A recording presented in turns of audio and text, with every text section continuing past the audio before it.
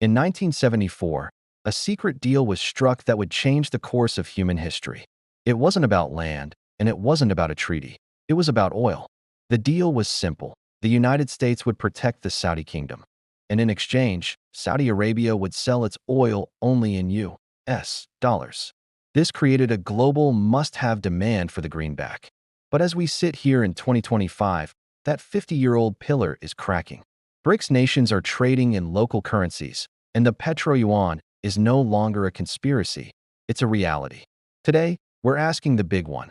What happens to you if the U.S. dollar loses its throne? To understand the collapse, you have to understand the free lunch. Because the world needed dollars to buy energy, the U.S.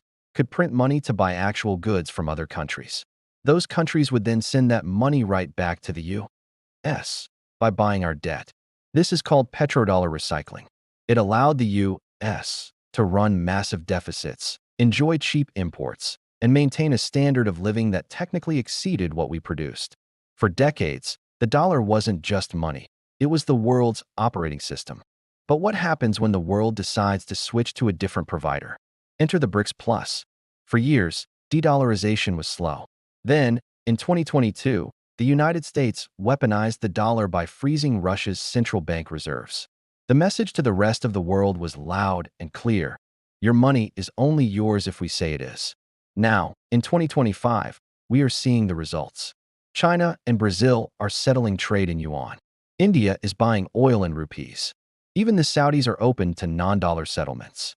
If the global demand for the dollar drops because it's no longer required for oil, all those trillions of dollars currently held overseas in foreign banks have nowhere to go but back home.